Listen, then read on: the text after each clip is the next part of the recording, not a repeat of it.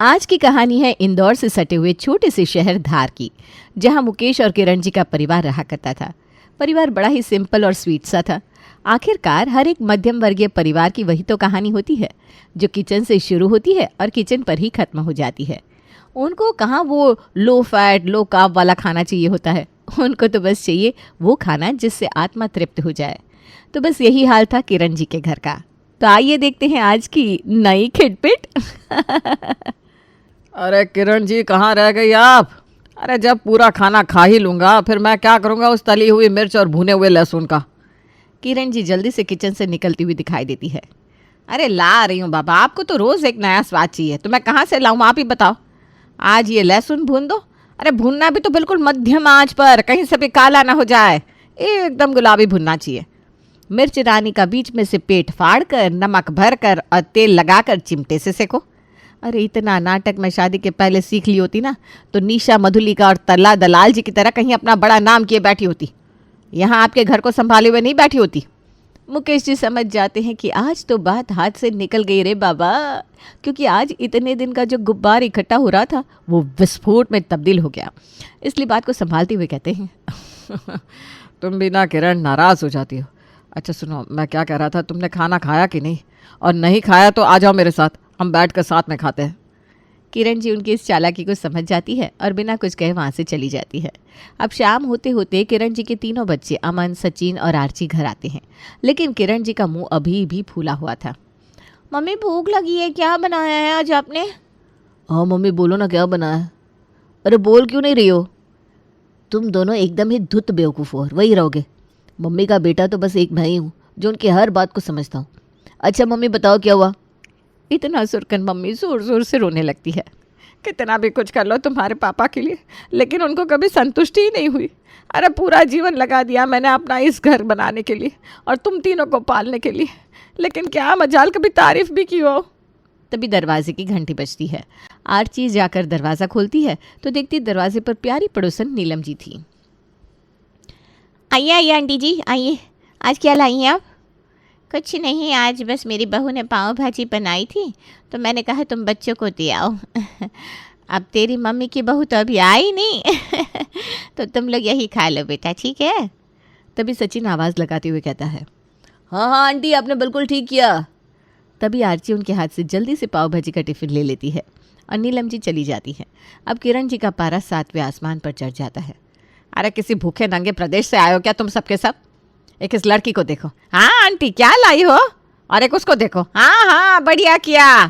अरे वो मेरे मुंह पर तमाचा मार कर गई है, तमाचा कि मेरी बहू नहीं है, लेकिन तुम दोनों को मेरी इस बेइज्जती से कोई रत्ती भर फर्क नहीं पड़ा। सचिन और आर्ची फिर अमन की तरफ देखने लगते हैं।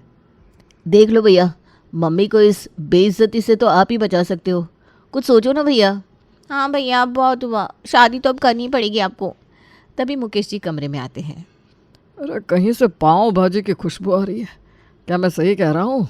अगर मेरा सेंसर ठीक से काम कर रहा है तो बताओ ज़रा। अरे भाई दुनिया के सारे सेंसर पानी कम चाय है तुम्हारी इस सेंसर के आगे। कहते हैं कुत्ते की नाक दुनिया में सबसे तेज़ होती है, लेकिन तुम्हारी नाक, अब बस मेरा मुंह मत खुलवाओ। अरे क्यों ना खुलवाऊँ?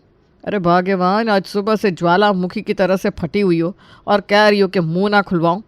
ये सुनकर तीनों बच्चे हंसने लगते हैं। पापा ज़रा टेस्ट करके तो देखो कितनी टेस्टी है पाव भाजी। भाई सच में टेस्ट का तो जवाब नहीं है, ये तो इंदौर सराफा बाज़ार में मिलने वाली पाव भाजी को भी मात दे रही है। लाओ लाओ ज़रा हम भी खा कर देखें। बात तो है। अमन भी टेस्ट करता है। हाँ बढ़िया है स्वाद, नो डाउट। एक काम करो, मेरे लिए 2 पाव और थोड़ी सी भाजी बचा कर रख दो, मैं कल खाऊंगा। यह कल और आज का काम नहीं है, खानी है तो अभी खाओ वरना रहने दो। कैसे भुक्कड़ बच्चे हैं।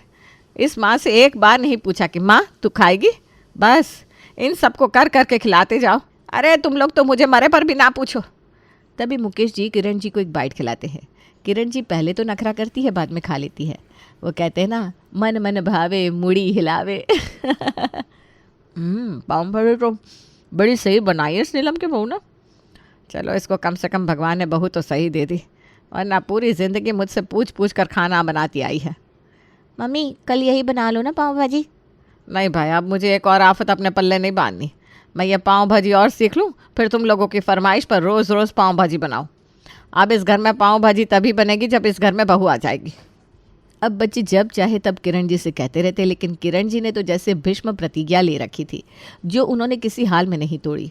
अब तो बस सबको इंतज़ार था कि जल्दी से घर में बहू आए जिससे घर में बने पाव भाजी। ठीक है, भगवान के घर भी देर है अंधेर नहीं है। समय बीतता है और फिर एक अच्छा सा रिश्ता देखकर अमन की शादी पक्की कर दी जाती है और फिर आती है घर में बड़ी बहू के रूप में तान्या। अब बड़ी बहू को कहाँ पता था कि उसके ससुराल वालों की सालों की आस उसके साथ जुड़ी है। अरे आप इमोशनल मत होइए, हम यहाँ पाव भाजी की बात कर रहे हैं। आज तान्या की पहली रसोई है। आज क्या बनाओगी बहू? आज तो तुम्हारी पहली रसोई है। कुछ मीठा ही बनाएगी बहू, और क्या बनाएगी? आप भी ना कैसी बात करते हैं। मम्मी ये किस वेद पुराण में लिखा है कि नई बहू पहले रसोई में मिठाई बनाएगी? अरे खाना तो वो होता है जो सबका दिल गार्डन गार्डन करते, और वो खाना है पाव भाजी। पाव भाजी का नाम सुनकर सबकी आंखों में चमक आ जाती है। वैसे बात तो बहन तूने 100% सच कही है। मम्मी बाकी सब छोड़ो ना यार, पाव भाजी बनने दो। क्या कहते हो बड़े भैया? भाई तुम्हारी भाभी है, अब तुमको जो बनवाना है बनवा लो। फिर तो पाव भाजी ही बन जाने दो। क्या कहती हो किरण जी? दुल्हन के जोड़े में खड़ी तान्या सोचे जा रही थी कि ये घर है या बावर्ची खाना। अगर पहले दिन ही इतनी चिल्लम चिल्ली है तो बाकी के दिन क्या ही हाल होता होगा। तभी किरण जी बहुत ज़ोर से चिल्लाती है, चुप, एकदम चुप। अरे घर को एकदम मच्छी बाजार बनाकर रख दिया है तुम लोगों ने। अकल को क्या ठंड लग गई है तुम सबकी? हमारी नई बहू पहले मिठाई बनाएगी, जिसको खाना हो खाए वरना रजाई ओढ़ कर सो जाए।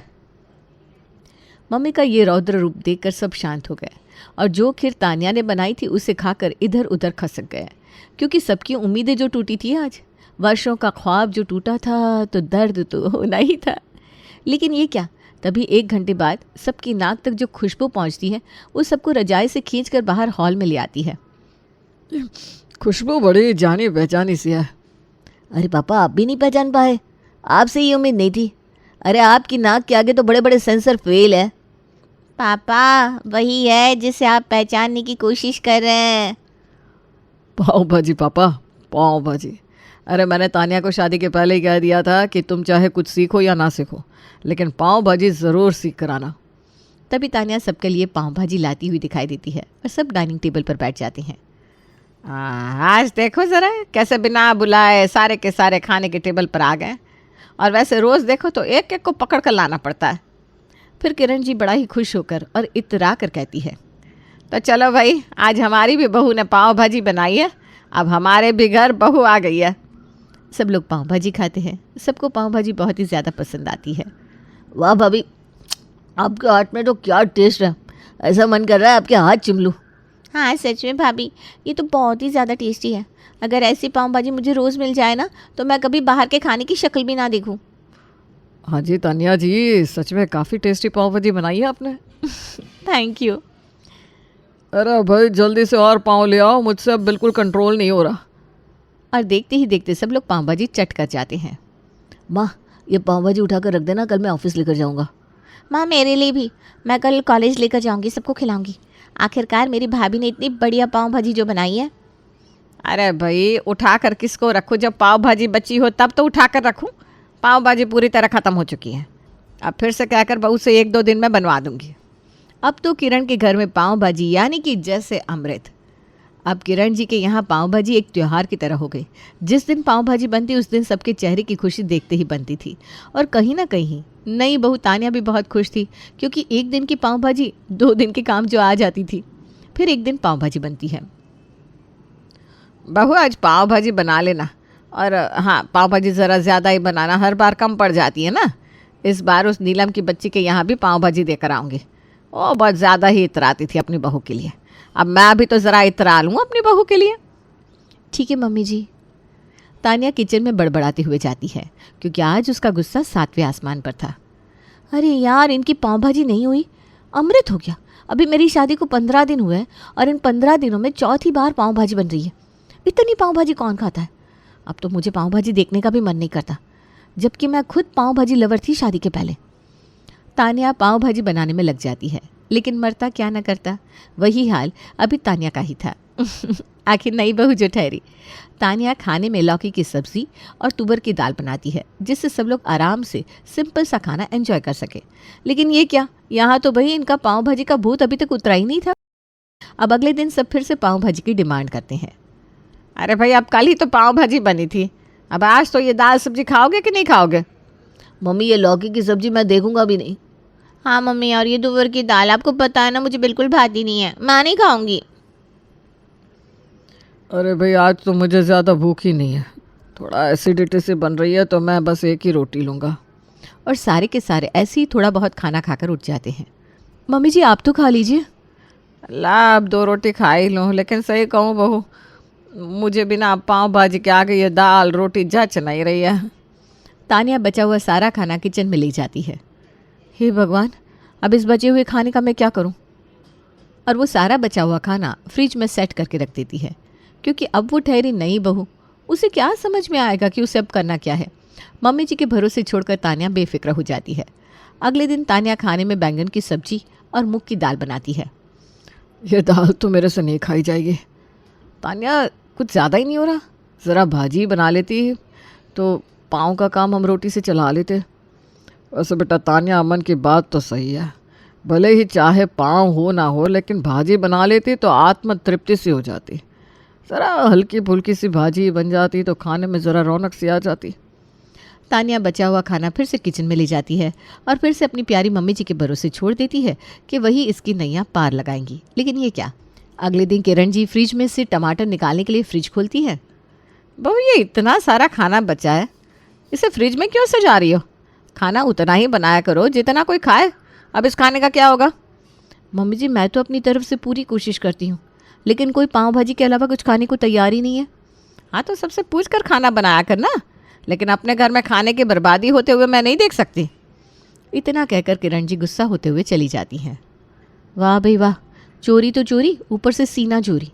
भाई खाना आपके घर वाले नहीं खा रहे हैं तो इसके लिए आप मुझ पर ही उल्टा नाराज़ हो रही हैं। अब मैं इस खाने का क्या करूँगी? उन पर तो आपका जोर नहीं चलता, मुझे आप अपना ज्ञान दे रही हैं। तभी शाम को सचिन तानिया के कमरे में आता है। भाभी आज खाने में क्या बना रही हो? देखती हूँ भैया खाने में क्या बनाना है, शायद दाल चावल। अरे भाभी, दाल चावल में क्यों इतनी मेहनत करना, अब पाव भाजी बना दो ना। ठीक है भैया, मैं देखती हूँ। अब आप इतना कह रहे हैं और घर में सभी को पाव भाजी ही पसंद है, तो ठीक है पाव भाजी बना लूँगी। तानिया किचन में पाव भाजी बनाने लगती है। किरण जी भी पाव भाजी बनता देख बड़ी खुश हो जाती है, क्योंकि आखिर उनको भी तो पाव भाजी पसंद थी। लेकिन सास वाला रौब भी झाड़ना था, इसलिए जताती नहीं है। वैसे बहू, एक बात तो है, पाव भाजी कोई बेकार चीज़ नहीं है। पड़ती तो इसमें भी वो सारी सब्जियां हैं जो हम अलग अलग नहीं खाना चाहते, वो हम एक साथ इसमें डाल देते हैं। फिर वो चाहे कद्दू हो, मटर हो, टमाटर हो, आलू हो, शिमला हो। क्यों, सही कहा ना बहू? सारी सब्जियों का मिक्सचर बन गया भाजी। जी मम्मी जी, बिल्कुल सही कहा आपने। ये कहते ही तानिया के दिमाग में करंट सा दौड़ा। यार तानिया, मम्मी जी ने तो 100% की बात कह दी। हाँ हाँ, अब आ गया मज़ा। ठीक है भैया, हमको भी कोई दिक्कत नहीं है। अब तानिया 3-4 दिन कुछ अलग चीज़ें जैसे दाल चावल, लौकी, भिंडी, कद्दू, टिंडे बनाती और 5वें दिन भाजी तैयार कर देती। घर वाले बड़े ही शौक से खाते और किरण जी भी पूरे मोहल्ले में इतराती हुई अपनी बहू की बनाई हुई भाजी बांटती फिरती। पर कहते हैं ना, सच्चाई ज़्यादा दिन छिप नहीं सकती। बस फिर क्या, एक दिन। अरे बहू, कल तो पूरा फ्रिज खाने से भरा हुआ था, आज फ्रिज में कुछ भी नहीं दिख रहा। सारा खाना कहाँ गया? वो मैं सोच रही थी कि रात में जो भिंडी की सब्जी बनाई थी ना, वो दिख नहीं रही है।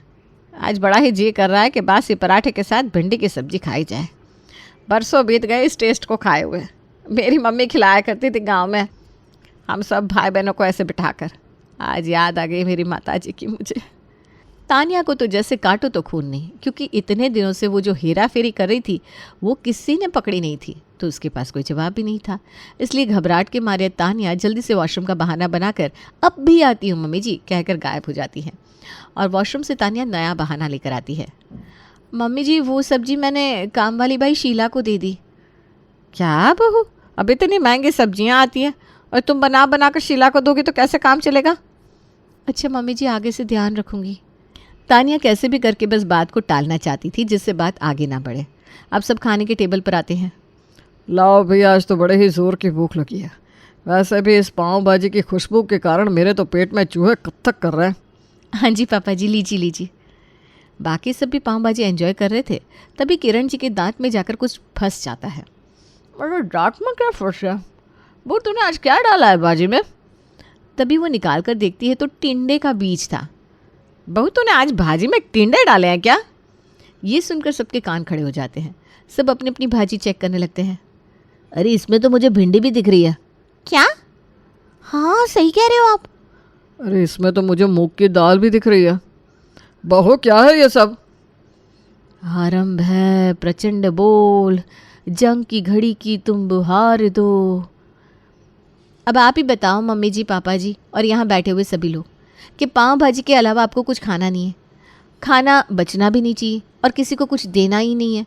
तो बताओ मैं 6 लोगों के खाने को क्या पेट से बांध लूँ? बताओ बताओ, आप सब लोग चुप क्यों? अरे मेरी नई शादी होकर आई, कितने अरमान थे मेरे कि ये बनाऊंगी वो बनाऊंगी, मेरी सासू माँ मुझे ये बनाकर खिलाएंगी, कभी हम बाहर भी जाएंगे खाने। लेकिन नहीं, यहाँ तो पाव भाजी कार्यक्रम ही नहीं निपट रहा आप लोगों का। तान्या की बात सुनकर सब चुप थे, क्योंकि उनको अपनी गलती देर से ही सही लेकिन समझ में आ गई थी। बहू बिल्कुल सही कह रही हो। हाँ Tanya, I agree with you. Sorry भाभी। हाँ भाभी, हमें माफ़ कर दो। चलो अब सबके सब रुला कर मानोगे क्या? तभी किरण जी तान्या के पीछे किचन में जाती है। बहू मुझे भी माफ़ कर दे, मैंने भी तुझे गलत शलत बोला। आज मैं तुझे बढ़िया सा कुछ बनाकर खिलाऊंगी।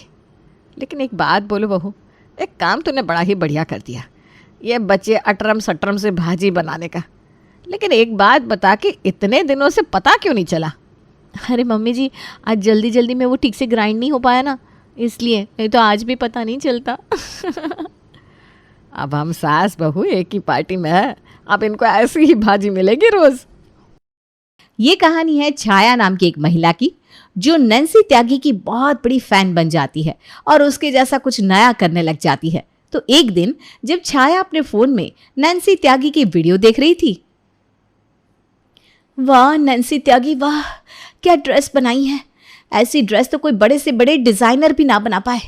तो ऐसे ही नैन्सी त्यागी की वीडियो देखते देखते छाया को करीब 1.5 घंटे हो जाते हैं।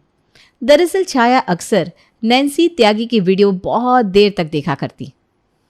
चलो नैन्सी की वीडियो तो बहुत सारे देख ली, अब ज़रा उसके जैसा कुछ ट्राई भी तो कर लूँ। नैन्सी की वीडियो देखने से ही सब कुछ नहीं होगा, अब मुझे भी कुछ ट्राई करना होगा, क्योंकि मुझे याद है मैं भी जब छोटी थी तो नैन्सी की तरह गुड़िया के कपड़े सिला करती थी। उसने अपने एक इंटरव्यू में कहा था कि सबसे पहले उसने कपड़े सिलने की शुरुआत अपनी गुड़िया से ही की थी। बहू, अरे पापा जी आप? बहू मेरी चाय कहाँ है? अरे मैं भी कितनी बेवकूफ़ हूँ, हाँ आपकी चाय बनाकर मैंने टेबल पर रख दी और आपको बताना ही भूल गई, अब तक तो ठंडी भी हो गई होगी। अरे बेटा, लगता है नैन्सी के चक्कर में तू घर के काम भी भूल जाएगी। अरे पापा जी, हाँ आपको भी पता चल गया क्या कि मैं नैन्सी त्यागी की वीडियो देखती हूँ? और नहीं तो क्या। अच्छा पापा जी रुकिए, मैं अभी आपके लिए फिर से चाय बना कर लाती हूँ। जल्दी से ला। छाया चाय बनाने के लिए रसोई में जाती है उसी रात। अरे छाया, रात के 11 बजने वाले हैं और अभी तक तुम ये क्या काटा पीटी कर रही हो? अरे काटा पीटी नहीं कर रही हूँ, फैशन डिज़ाइनिंग कर रही हूँ, फैशन डिज़ाइनिंग। फैशन डिज़ाइनिंग, वो भी ऐसे?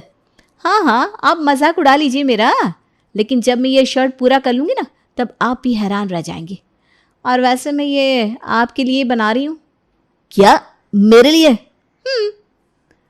ठीक है, अगर तुम्हारे ऊपर कपड़े सिलने का भूत सवार हो गया है तो हम भी थोड़ा देख लेते हैं कि क्या बना पाती हो तुम। हाँ वो तो आप देख ही लेना। फिर क्या, छाया अपने पति के लिए कपड़े सिलने लग जाती है।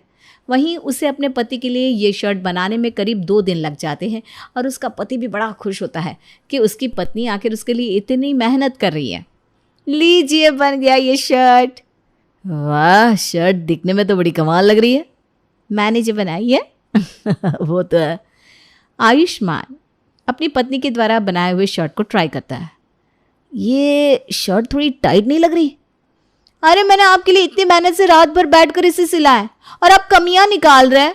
क्या करें, औरतों की जिंदगी ऐसी होती है, जिंदगी भर उन्हें उनकी कमियां ही सुनाई जाती हैं और आप भी वही कर रहे हैं। अरे भाग्यवान, इतनी छोटी सी बात के लिए इतनी निराश क्यों हो रही हो? मैंने तो बस ये कहा ना कि शर्ट थोड़ी टाइट है, ये थोड़ी ना बोला कि मैं नहीं पहनूंगा। अगर आप मुझसे इतना ही प्रेम करते हैं तो कल आपके ऑफिस में आपकी मीटिंग है ना, आप यही शर्ट पहन कर जाइएगा। और अगर आप नहीं पहन कर गए ना तो हम समझ जाएंगे आप हमसे प्रेम नहीं करते। ओफो, ये और तो भी ना कुछ कहा क्या? अरे नहीं नहीं, मैंने कहा कुछ कहा। तुम चिंता मत करो, मैं यही शर्ट पहन कर जाऊंगा। अब तो ठीक है। तो अगले दिन जब आयुष्मान के ऑफिस में मीटिंग थी, आयुष्मान वही टाइट शर्ट पहनता है। वो आज तो मैं लेट हो गया, जल्दी चलता हूँ। आयुष्मान जल्दी से ऑफिस पहुंचता है। चलो शुक्र है समय से पहुंच गया। थोड़ी देर बाद ऑफिस मीटिंग चालू होती है और जब ब्रेक होता है। ओहो आयुष्मान, क्या बात है? लगता है भाभी तुमसे बहुत प्यार करती है। सच में यार, वैसे हम दोनों को ये बात पहले तो पता थी लेकिन अब कंफर्म हो गया। अबे तुम दोनों टांग खींच रहे हो क्या मेरी? अरे नहीं नहीं भाई। एक्टिंग तो ऐसे कर रहा है जैसे इसे कुछ पता ही नहीं। अरे मुझे वाकई भी नहीं पता, तुम लोग किस बारे में बात कर रहे हो? खुलकर बताओ ना क्या बात है। अरे जरा अपने कंधे के पीछे तो देख, भाभी जी ने शर्ट में तेरे लिए क्या लिखा है। क्या? भाभी ने लिखा है लव यू आयुष्मान जी। क्या? आयुष्मान जल्दी से सबसे बचता हुआ वॉशरूम में जाता है और वहां पर लगे हुए शीशे पर अपने शर्ट के पीछे लिखे हुए शब्दों को पढ़ता है। दरअसल ये अक्षर छोटे छोटे लिखे गए थे, इसलिए आयुष्मान ने ध्यान नहीं दिया था। अरे छाया, ये क्या किया तुमने? मेरी तो बेइज्जती करवा दी आज। हे भगवान। तभी उसके दोस्त पीछे से आ जाते हैं। अरे चिंता मत कर, वो तो अच्छा हुआ कि हम दोनों ने ही देखा है सिर्फ। और नहीं तो क्या। अच्छा ठीक है, अब ज़्यादा मजाक मत उड़ाओ मेरा। और सुन, मैं इस ब्लैक मार्कर से इस लिखे हुए शब्दों को काट देता हूँ, इससे तेरी इज्जत बच जाएगी। उस दिन आयुष्मान को अपने दोस्तों के सामने थोड़ा शर्मिंदा होना पड़ता है जब आयुष्मान घर जाता है। अरे छाया, तुम्हारी शर्ट टाइट थी फिर भी मैंने पहन ली, पर कम से कम ये तो बताना चाहिए था कि तुमने यहाँ पर क्या लिखा है। क्या? अरे बहू, तेरे अंदर अक्ल है कि नहीं? अरे इंदू जी, कोई बात नहीं, कौन सा बहू ने कोई जुर्म कर दिया है। जी आपने ना बहू को कुछ ज़्यादा ही सर पर चढ़ा रखा है, इसलिए ऐसी हरकतें करती रहती है ये। आज छाया को अपनी सास की बहुत सुननी पड़ती है। आयुष्मान को भी बुरा लगता है। जब रात होती है तो वो अपनी पत्नी से माफ़ी मांगता है। ठीक है, लेकिन अगली बार आप सासू माँ को कुछ नहीं बताएंगे। हाँ पक्का, लेकिन तुम भी प्लीज दोबारा ऐसे कपड़े मत बनाना। आप ना ज्यादा मत बोलिए, चुपचाप सो जाइए। आज आपने मुझे बहुत डांट पड़वाई है। अरे ठीक है। आयुष्मान सो जाता है। अगले दिन, चलो ये कपड़ा भी तैयार हो गया, ये मैंने बनाया है अपने पापा जी के लिए। हम देखते हैं कि छाया ने एक कुर्ता बनाया है और उस कुर्ते में छाया ने कप रखने का छोटा सा स्टैंड भी अटैच कर दिया है। छाया कुर्ता लेकर अपने ससुर के पास पहुंचती है। ये थोड़ा अजीब कुर्ता नहीं है बहू? अरे पापा जी, अजीब नहीं है, बल्कि ये कहिए कि कितना यूनिक है। इसमें मैंने आपके लिए कप रखने की छोटी सी व्यवस्था भी की है ताकि आप इस पर आराम से कप रखकर चाय पी सके। हाँ बेटा, यह बात तो तूने सही की। अरे क्या सही की? तब से तुम दोनों की बकवास सुन रही हूँ। और ये क्या बना दिया है? इसे पहनकर आप सर्कस के जोकर लगोगे और अगर किसी ने देख लिया तो बाप रे तौबा तौबा। अरे इंदू जी, इतनी मेहनत से बहू ने मेरे लिए बनाया है तो ट्राई करने में क्या जाता है। मैं इसे घर में ही पहन लूँगा, क्यों? ठीक है ना बहू? जी पापा जी। हे भगवान, इन दोनों को कौन समझाए। खैर, छाया के ससुर उसके बनाए हुए अजीबोगरीब कपड़े को पहन लेते हैं। वाह बहू, ये तो बड़ा ही कंफर्टेबल है। चाय पियो और चाय की प्याली इसके ऊपर रख दो। उफ, ये इंटरनेट में देख देख कर पता नहीं क्या ऊट पटांग कपड़े बना रही है। हे भगवान। वहीं दूसरी ओर, पापा जी को तो मेरा बनाया हुआ कुर्ता बहुत पसंद आया। चलो अब अपनी सासू माँ के लिए और देवर जी के लिए भी कुछ बना लेती हूँ। सबसे पहले देवर जी के लिए बनाऊंगी। घर का सारा काम निपटाकर छाया फिर से अपने कपड़े सिलने की मशीन के सामने बैठ जाती है और कपड़े सिलना शुरू कर देती है। वहीं 2 दिन बाद, लीजिए देवर जी, आपके लिए ये शर्ट। और आप चिंता मत करिए, आपके लिए भी मैंने सेम कपड़े का शर्ट बना दिया है। कपड़े बच रहे थे ना, तो सोचा एक और शर्ट निकाल देती हूँ। देखिए ना, बताइए ना कैसा बना है। भाभी, शर्ट तो काफ़ी अच्छा बना है, लेकिन ऐसा नहीं लग रहा जैसे इसका कपड़ा बहुत पतला है। देवर जी इतना सोचिए मत, ज़माना बदल चुका है। अरे नए नए फैब्रिक ट्राई करने चाहिए। हाँ भाभी जी, ये आपने सही बात कही। अच्छा ठीक है, मैं किचन में जाती हूँ, मैंने कुकर में ना छोले चढ़ाए। जी जी भाभी जी। छाया रसोई में जाती है। सुन बादल, हाँ भैया बोलिए। अगर तू चाहता है कि ये शर्ट तू ना पहने तो मत पहन। तेरी भाभी बुरा नहीं मानेगी, मैं उसे समझा दूंगा। अरे नहीं भैया, भाभी ने मेरे लिए इतने प्यार से बनाया है ये शर्ट, मैं पहन लेता हूँ इसे।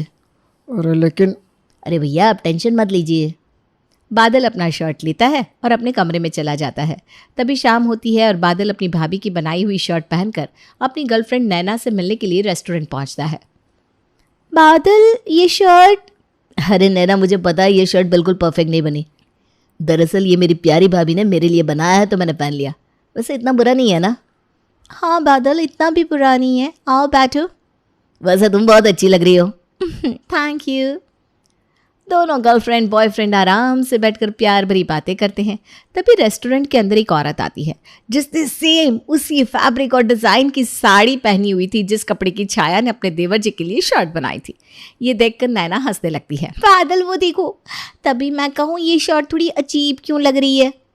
पता नहीं, मुझे तो पता भी नहीं कि आखिर भाभी ने किस कपड़े से ये शर्ट बनाया है। तुम्हें कहाँ से पता होगा? मुझे ना बहुत एम्बेरसमेंट फील हो रही है। अरे कोई बात नहीं, इतनी भी बड़ी बात नहीं है। मैं तो ये सोच रही हूँ कि इन कपड़ों की बनाई हुई शर्ट में भी तुम कितने हैंडसम लग रहे हो। थैंक्स। ये तो अच्छा हुआ कि बादल की गर्लफ्रेंड काफ़ी फ्रैंक थी, इसलिए वो इस बात पर ज़्यादा गौर नहीं करती। लेकिन फिर भी बादल को ये अच्छा नहीं लगता। बादल घर पहुँचता है। अरे देवर जी, इतनी अच्छी शर्ट तो बनाई है, आप खामखा इस शर्ट में इतनी कमियां निकाल रहे हैं। भाभी जी बात को समझिए, कमी इस शर्ट में भले ही ना हो, लेकिन ये शर्ट एक साड़ी की बनी हुई है। हे भगवान, यकीन नहीं होता। अरे देवर जी, आप मेरी नज़रों से देखो ना, ये शर्ट बिल्कुल परफेक्ट है। अरे आप तो हीरो लग रहे हैं, हीरो। अरे तो बहू, तो मेरे हीरे बेटे को जीरो बनाने में क्यों लगी हुई है? उस दिन मैंने तुझे इतना समझाया था ना, तब भी तू नहीं समझी। यही तो कमी है ना माँ जी हमारी फैमिली में। अगर कोई बहू कुछ नया ट्राई करने का सोचती है तो आप लोग उसे एक्सेप्ट ही नहीं करते। अरे मुझे ये सब नहीं पता, ये सब बंद कर दे बस। लेकिन छाया भला कहाँ अभी मानने वाली थी। उसके अंदर तो फैशन डिज़ाइनिंग का भूत सवार हो चुका था। वो ऊट पटांग कपड़े बनाना अभी भी नहीं छोड़ती। एक दिन लो, सिलाई मशीन चालू है। इसका मतलब यह है कि अब कोई और निशाना बनने वाला है मैडम की फैशन डिज़ाइनिंग का। दरअसल आज छाया अपने बेटे के लिए अपनी साड़ियों के कपड़े से ढेर सारे निक्कर बना रही थी। ले चलो, मेरे बेटे के लिए सारे निक्कर और पजामे तैयार हो गए। मैंने कितने सारे पैसे बचा लिए, अब 4-5 महीने की छुट्टी। गुड्डू बेटा इधर आओ। हाँ माँ। ये देखो, ये सब मैंने तुम्हारे लिए बनाया है। अब जितने चाहो पजामे बदलते रहना। अरे मम्मा, लेकिन मैं एक लड़का हूँ, ये आपने कैसे कैसे निकर बनाया मेरे लिए? इसमें फूल बना हुआ है, उसमें देखो कितनी सारी पत्तियाँ बनी हुई है। मैं नहीं पहनूंगा ये। चुप, बिल्कुल चुप। पहले तो तुम कभी ऐसे नहीं बोलते थे। जैसे ही 10 साल के क्या हो गए, कुछ ज्यादा ही नहीं बोलने लग गए। मम्मा, अगर ये पहनकर अपने दोस्तों के साथ खेलने जाऊंगा तो मेरा बहुत मजाक उड़ाएंगे। तो आज से तुम अपने दोस्तों के साथ खेलने नहीं जाओगे। वो सब बेवकूफ है, एक नंबर के बेवकूफ। अरे तुम ही सोचो, ऐसे कौन से दोस्त होते हैं जो अपने दोस्त का ही मजाक उड़ाते हैं? मम्मा पर गुड्डू को तो जबरदस्ती वही कपड़े पहनने पड़ते हैं। नजर ना लगे मेरे गुड्डू को, कितना सुंदर लग रहा है।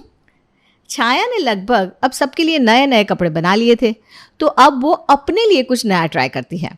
रात भर बैठकर अपने लिए एक फैंसी ड्रेस बनाती है। ये ड्रेस मिस्टर इंडिया फिल्म की श्रीदेवी के हवाई गर्ल से इंस्पायर्ड है।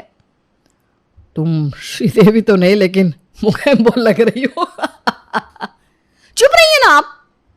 छाया की बनाई हुई ये ड्रेस काफ़ी अजीबोगरीब थी, काफ़ी टाइट भी थी, ऊपर से काफ़ी लॉन्ग भी थी। अरे जरा चल कर तो दिखाओ मेरी श्रीदेवी।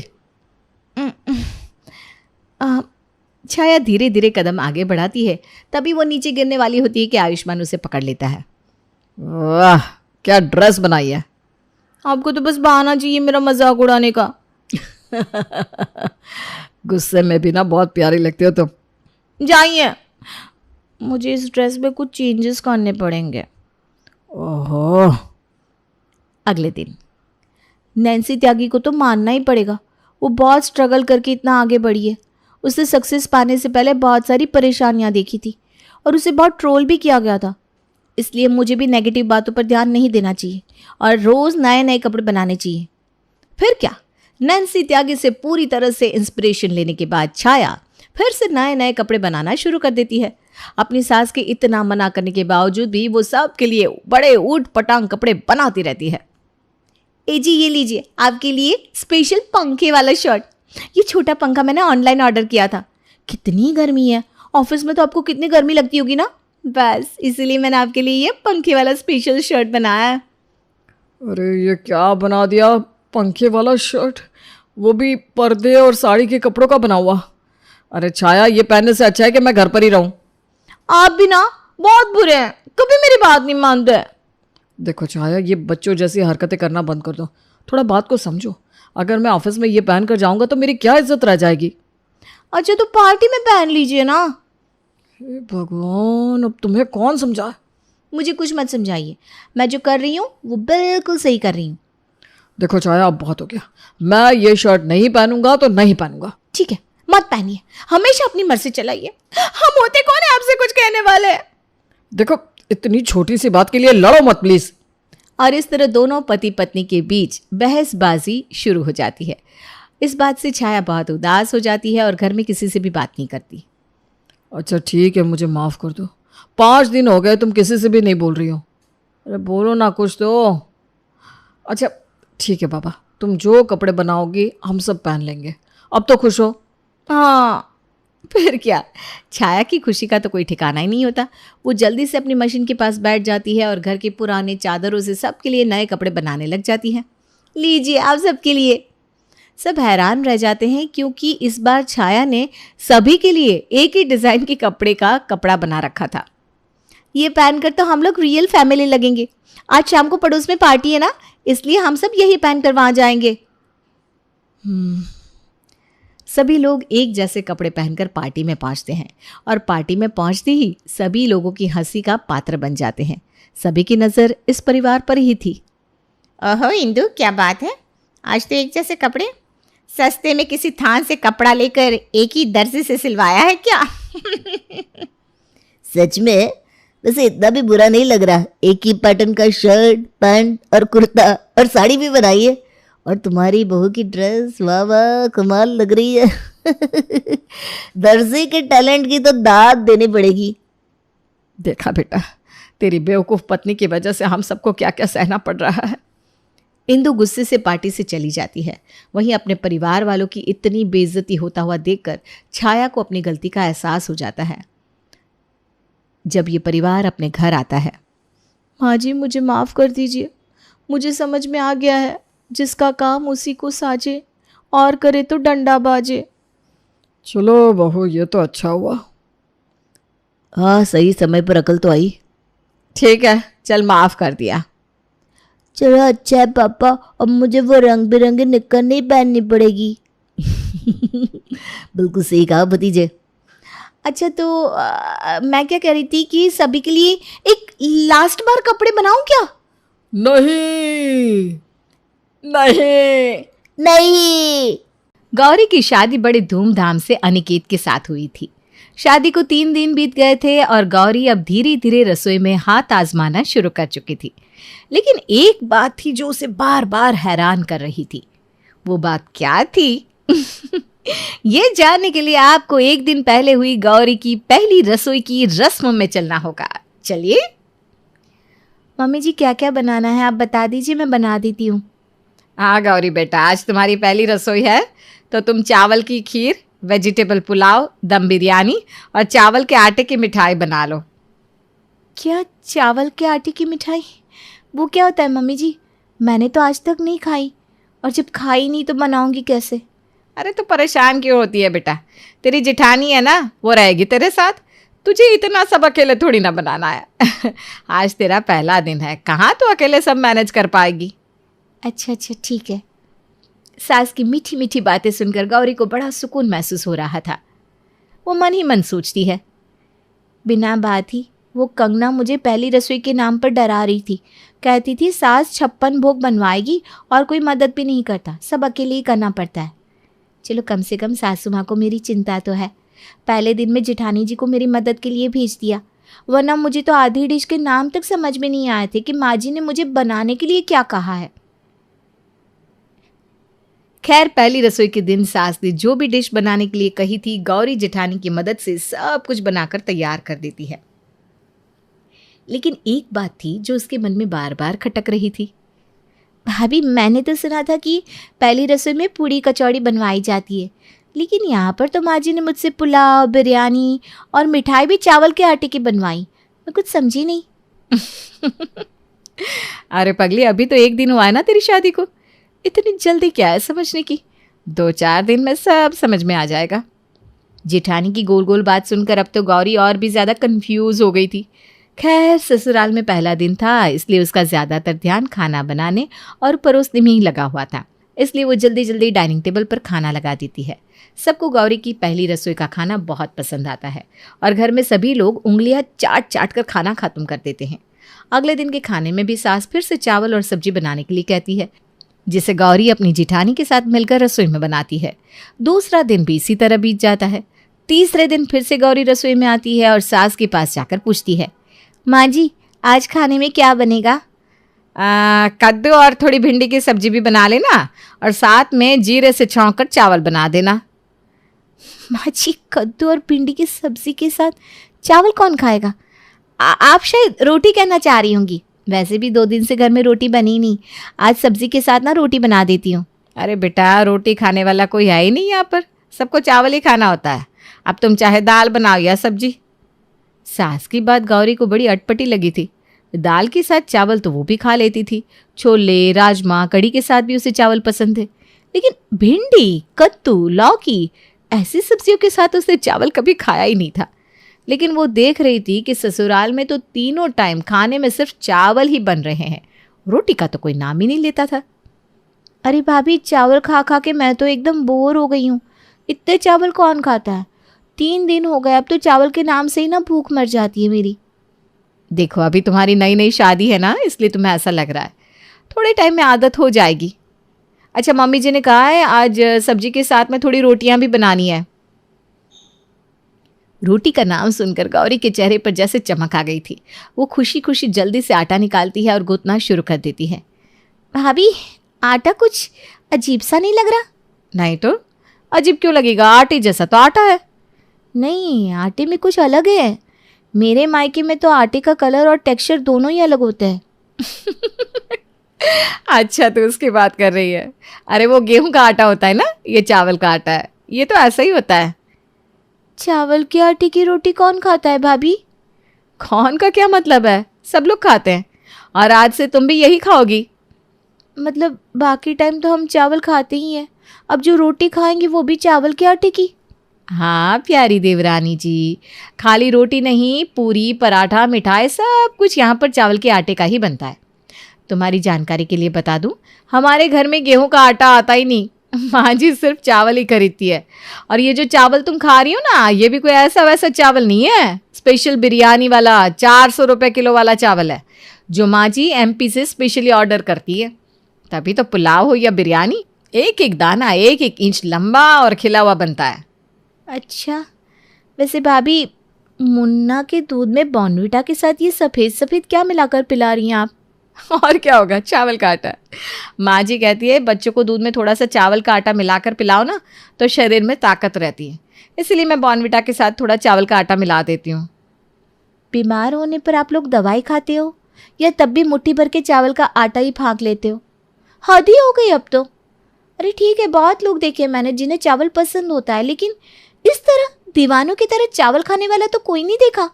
अगले दिन दरवाजे पर, अलग निरंजन, बाबा कुछ लेने नहीं आया, बाबा को तो बस 1 लोटा पानी की जरूरत है, पानी पिला दो। बाबा की आवाज़ सुनकर गौरी का पति अनिकेत जाकर बाबा को 1 लोटा पानी देने लगता है।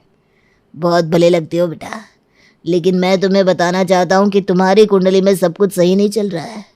बच्चा, कपड़े की दुकान करते हो ना? हाँ बाबा, आपको कैसे पता? बाबा की दिव्य दृष्टि से कुछ नहीं बच सकता बच्चा। तुम्हारे कपड़े की दुकान का व्यापार बहुत बड़ी समस्या से जूझने वाला है। शनि और राहु तीसरे स्थान पर आ गए। तुम ये समझ लो कि अगर तुमने उपाय नहीं किया तो तुम्हारा चलता हुआ बिजनेस धड़ाम हो जाएगा। बाबा तो उपाय बताओ ना, परेशानी बताकर डरा क्यों रहे हो? उपाय बहुत छोटा सा है बच्चा। तुम्हें अपनी पसंद की चीज का 1 सप्ताह तक त्याग करना होगा। चावल बहुत पसंद है ना तुम्हें बच्चा? हाँ पापा, पसंद तो है।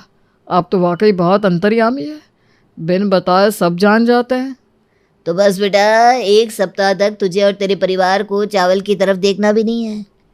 जो ये कठिन उपाय 1 सप्ताह तक तुमने कर लिया तो समझो शनि आज तो क्या, आने वाले 7 सालों में भी तुम्हारी कुंडली की तरफ देख नहीं पाएगा। तुम्हारा ही नहीं, तुम्हारे परिवार में सबका कल्याण होगा, सबके रुके हुए काम बन जाएंगे। अलख निरंजन।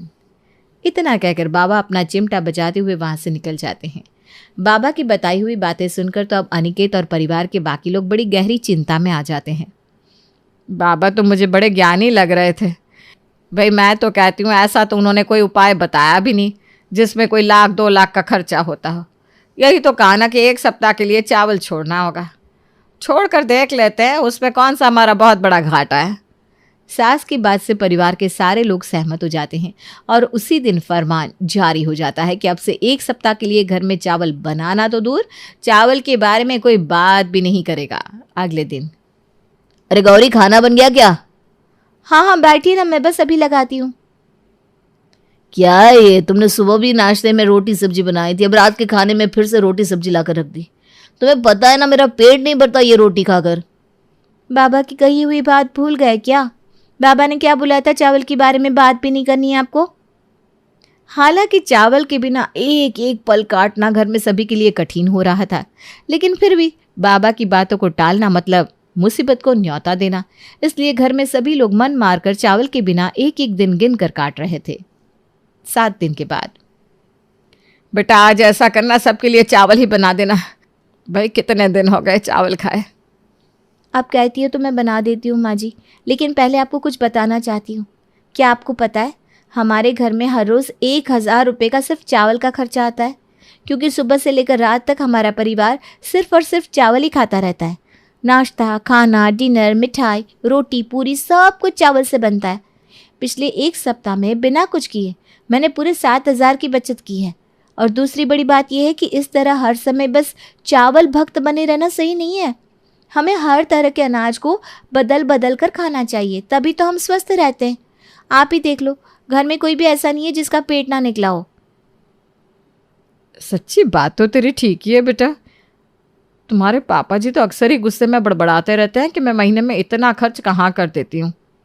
माँ जी, आपको ये एहसास कराने के लिए ही मैंने ये बाबा वाला नाटक किया था। वो बाबा और कोई नहीं, मेरा भेजा हुआ आदमी था। जब भाभी ने मुझे बताया कि आप लोग 400 रुपये किलो वाला चावल खाते हो, तो मैंने 1 हफ्ते का एस्टिमेट निकाला और मुझे ये एहसास हुआ कि चावल खाने की वजह से कितनी फिजूल खर्ची होती है।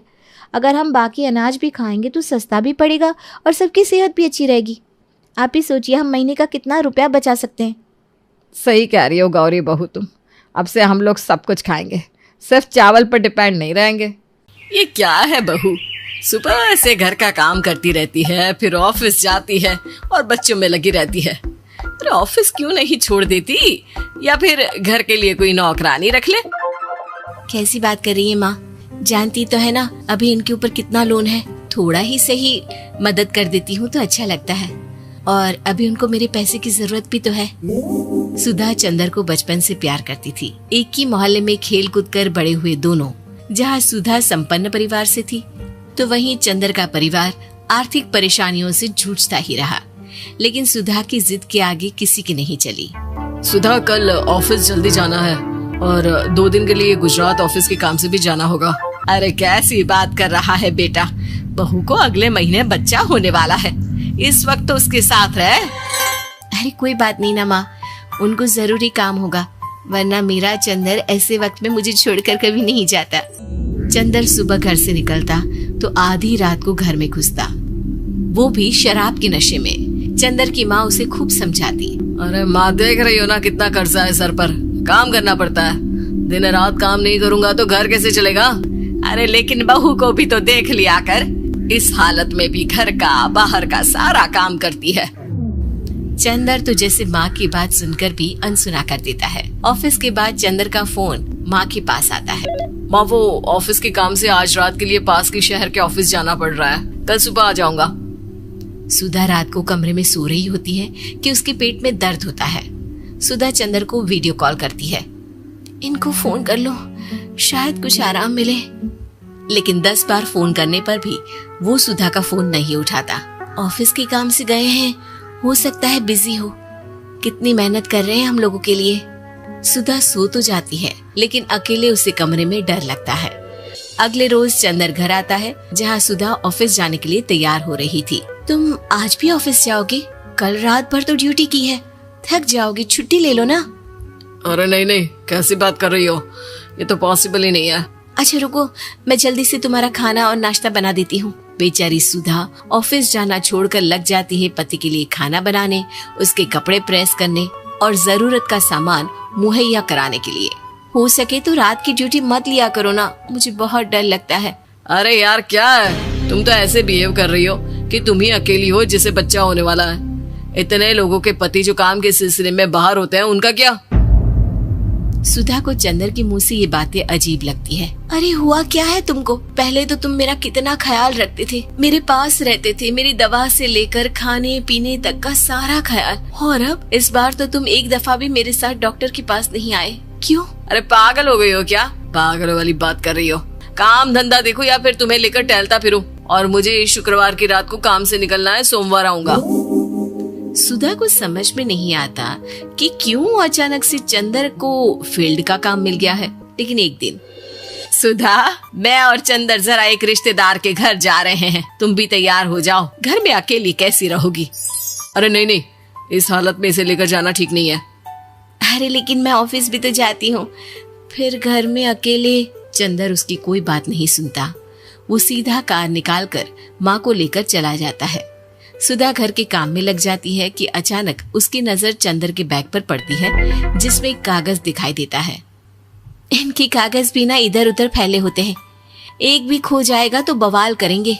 लेकिन जैसे ही सुधा वो कागज खोल कर देखती है तो वो सदमे में आ जाती है। दरअसल वो कागज नहीं, बल्कि चंदर और उसके ऑफिस में काम करने वाली लड़की चांदनी की गोवा की टिकट होती है। सुधा चंदर के बैग को खोलकर देखती है तो उसे होटल के बिल से लेकर महंगे गिफ्ट्स और दूसरे शहरों के टिकट मिलते हैं। सुधा को समझते देर नहीं लगती कि उसका पति किसी और लड़की के साथ है। चंदर के आने पर सुधा उससे बात करती है।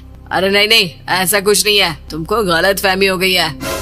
लेकिन जब सुधा के सवाल तीखे हो जाते हैं तो चंदर को अपनी गलती माननी पड़ती है और वो सुधा से माफी मांग लेता है। सुधा फैसला कर लेती है कि वो चंदर को छोड़ देगी। बच्चे और सामान को लेकर वो घर से निकल ही रही होती है कि सास उसे रोकती है।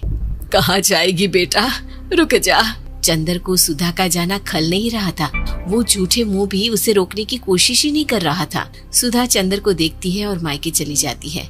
मायके में माँ कहती है, अरे आज से कैसे घर छोड़कर आ गई? कौन सा चंदर तुझे छोड़ रहा था? माफी तो मांग ली थी ना। देखो बेटा, बेटी डोली में जाती है और अर्थी में ही निकलती है। पर पापा, मेरा आत्मसम्मान, उसका क्या? आपने मुझे पढ़ाया लिखाया है, इस लायक बनाया कि मैं खुद का खर्चा उठा सकूं, बेटी को पढ़ा सकूं, एक अच्छा जीवन पाऊं। अरे लेकिन पति की जरूरत तो होती है ना सुधा दीदी, और अगर आपको नहीं है तो इस बच्ची का सोचो जो अपने पिता से इस कदर जुड़ी है। आने वाले बच्चे की सोचो जिसके आने से पहले ही आपने पिता का प्यार से दूर करने की सोच ली। सुधा फोन देखती है, लेकिन चंदर का कोई कॉल नहीं होता। वो समझ नहीं पाती कि अपने आत्म सम्मान के बारे में सोचे या बच्चों के बारे में। मम्मी, हम नाना नानी के घर से दादी और पापा के पास कब जाएंगे? नहीं जाएंगे बेटा, अब यहीं रहेंगे। नहीं मम्मी, मैं पापा के पास जाऊंगी, मुझे दादी के साथ रहना है। और मेरे साथ?